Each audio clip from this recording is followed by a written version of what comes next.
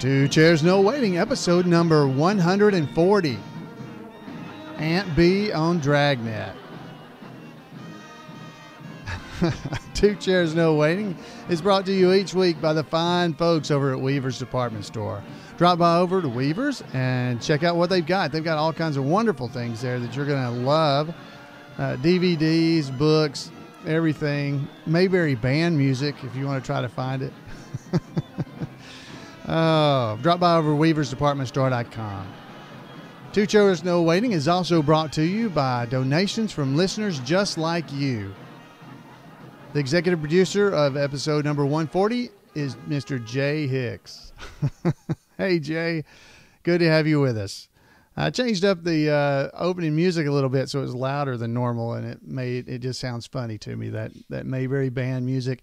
Some of you folks may be getting tired of that, but it just puts me in the mood to talk about Mayberry, listening to that band play, just like I'm waiting on music under the stars or something.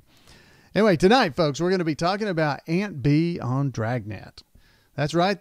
You probably didn't know it, and you might have, but I was surprised the other day when I was looking around and saw Joe Friday on Dragnet, because I've always liked Dragnet. And who appeared on there but Mayberry's own Frances Bavier. Her name was Hazel Howard. The episode of Dragnet is from the television version of the crime drama, Dragnet. You guys surely have seen it. And it was first aired back on May 27th, 1954. The title of the Dragnet episode is called The Big False Make.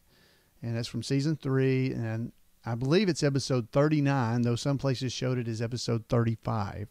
So I'm not quite sure for certain which is correct.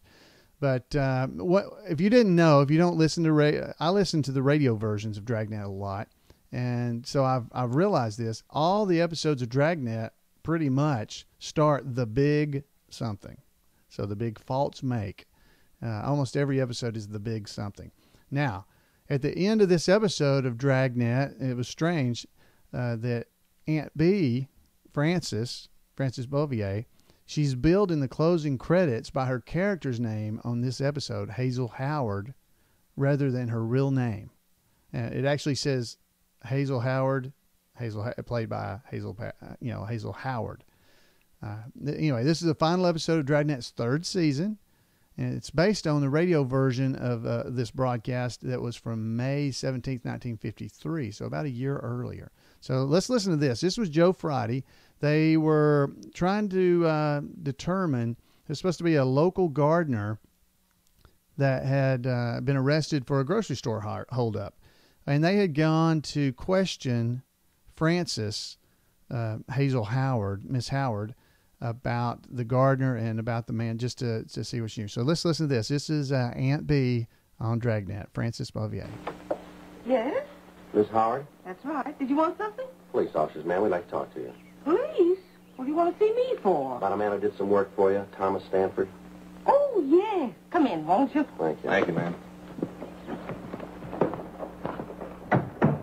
This is my partner, Frank Smith, Miss Howard. My name's Friday. How do you do, ma'am? Just sit down there. I'm having a late lunch. Can I get you anything? No, thank you, ma'am. You sure you wouldn't like a glass of iced tea? Something like that? No, ma'am. Thanks very much. Do you mind if I go on with my lunch while we talk? I've been eating later since this daylight saving time came in. I just can't get it straight yet. I never could get it straight in time my dude's over. Yes, ma'am. Now, about this man, Stanford. Oh, Tom. Oh, yes, he's a good gardener. Oh, he does such a good job on the place. You should walk around the grounds. Oh, he does a beautiful job. Yes, ma'am. Could you tell us when he was here last? Well, I'll have to think about that. Now, let's see. It was a week ago yesterday. That's right. Last Wednesday. He comes once a week. He should have been here yesterday. I phoned his house when he didn't show up, but there was no answer. Probably forgot. He's very forgetful, you know. That right? Oh, yes. Take the last time he was here. He forgot all of his tools. He walked right off. He left them on the lawn. Had to take them all back to the garage. Right, left them right out in front of the place. Mm-hmm. I don't know that I should say it, though. What's that, Miss Howard? Well, frankly, I've never felt that Tom was real bright. He seemed a little backward. How do you mean backward? Well, when it came to thinking out things for himself, he just couldn't handle it. If you told him to do something, he'd do it. And he'd never vary from the way you told him to do it. Yes, ma'am. But ask him to figure something out, and he was just dead. Seemed like the motor was going, but he couldn't get the clutch out. Do you remember what time he was here on Wednesday? Well, now, let me see. It was about 10 o'clock in the morning. It was right after that radio program about the Friends. I'd just been listening to that when he got here, and it goes off at 10. Have you ever heard it? No, ma'am. Well, you should listen sometime. They do it in New York. It's all about friends. These people tell why they need a friend to help them out of trouble. I listen every morning.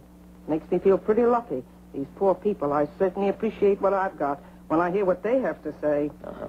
Was Stanford here all day, ma'am? Yes, all day. He didn't leave until, let me see. Oh, I guess it was about 5 o'clock somewheres in there. Mm-hmm. Right before the 5 o'clock news. Just before that he left. Yes, ma'am. Well, is it possible that Stanford could have gotten away from the yard at all between 10 and 5? No. He was here all the time. I'm sure of that. All right, ma'am. Thank you very much. But what's this all about? Is Tom in some sort of trouble? It's just a routine investigation, ma'am. I want to give you one of our cards, Mrs. Howard, in case you should think of anything else. Thank you. Yes, ma'am. Michigan 5211, is that right? Yes, ma'am. Just ask for Robbery Division. That's extension 2511. It's right on the card there. I see. Poor Tom, all this trouble.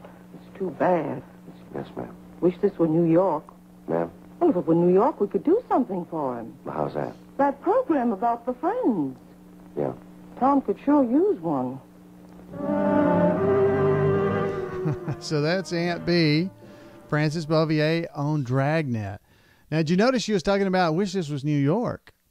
You know, because if it was New York, we could do something for him. Remember, Frances was born in New York City. That's where she was born. She was from New York.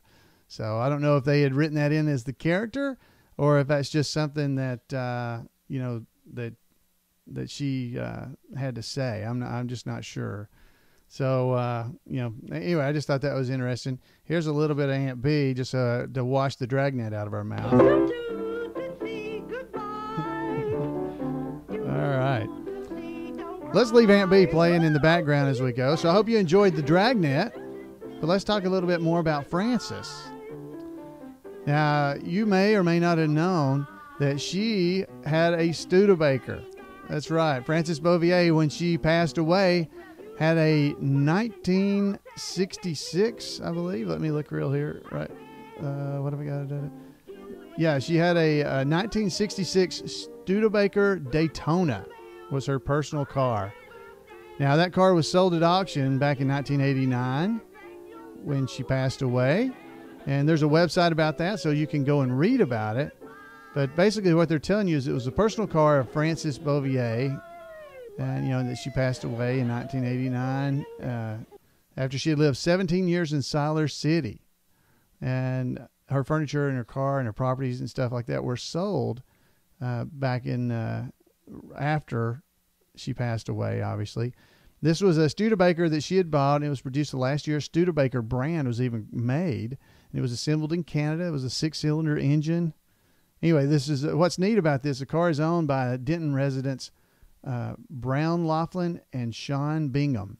They paid $20,000 for it in June 1990, at Raleigh auction of the property, her request. And the money, the benefit, went to the University System Center for Public Television. So everybody's, I've heard talk before about, you know, it's sad that she had, everything was sold off. Well, she had asked for that to happen. And when she asked for it, she was actually wanting stuff to be donated to several different charities and stuff. So let's see if I can find this real quick. But she had asked for the proceeds of her sales of her at the auction to go to the North Carolina Public Television. And the Andy Griffith Show Rerun Watchers Club was involved in doing that. Jim Clark, some of those guys had supported that. And there were donations made from the Andy Griffith Show Rerun Watchers Club at the time to Frances's charities, because she had several different charities that she was involved with. She had designated the Screen Actors Guild, the Actors Fund of America, Chatham Hospital, and more regional hospital foundations. So she was thinking ahead before she passed away, and in her will, she had requested that her property be sold to help to support those things. So I know last week we had some questions and comments about, you know, that it's kind of sad that she had, you know, kind of hermitized herself, I guess would be the right way to do it. But you've got to realize, too, she was very active in that community with the firefighters and police organizations and Easter seals, things like that, and Christmas charities. She was doing a lot of things like that to try to help raise money. And there was also several reports I got of people that, had written to her and gotten very inspirational notes back from her. She was just very private and requested to be kind of left alone. She didn't want to have a lot of focus on her as she went through, I guess, her later years. She wanted to be, I think one thing I had read said she wanted to be remembered as Aunt B, but known as Frances Bavier. So I bet you, had you met her and called her Frances Bavier, she would have appreciated that a lot. So let's listen to this little sound clip here of Frances doing her poem here. This is a fading flower of forgotten love by Agnes Ellicott Strong. A rose I give to you, this rose so fresh with fragrance rare. Its petals bringing joy to you, the fairest to the fair. Oh, roses are like memories, they fade and pass above. But you, dear heart, will e'er remain my fading flower of forgotten love. Isn't that nice? I tell you, she was such a sweet lady, and I'm gonna go into the next probably the next week or two.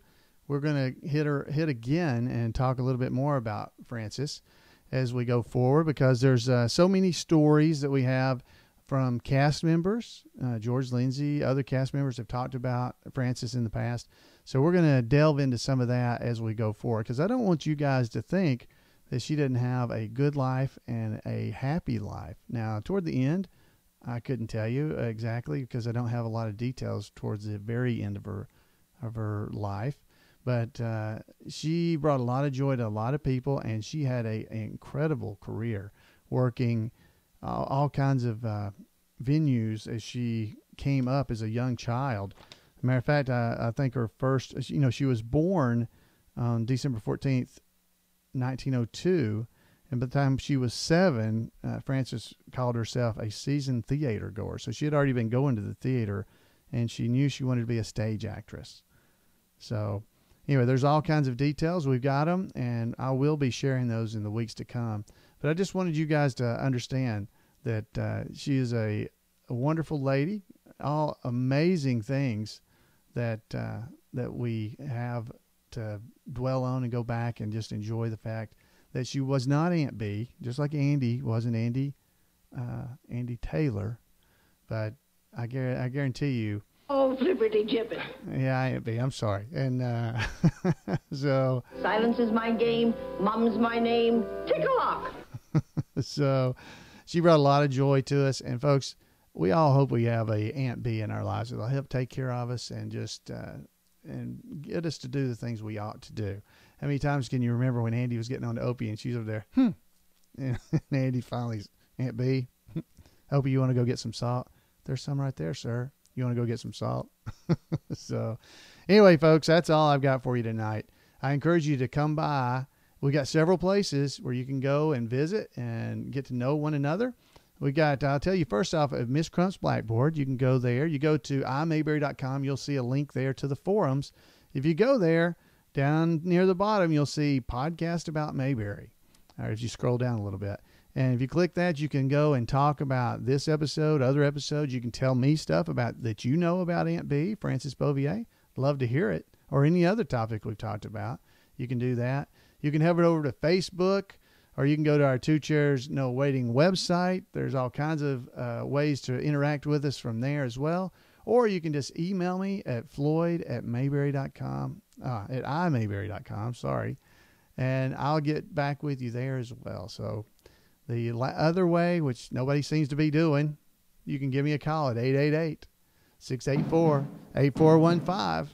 And we can get to hear your voice on the podcast and get to know you a little bit better. Anyway, folks, I hope you enjoyed it. I hope you enjoyed hearing Aunt B on Dragnet. And we'll see you guys next week on Two Chairs No Waiting. Talk to you later. Bye.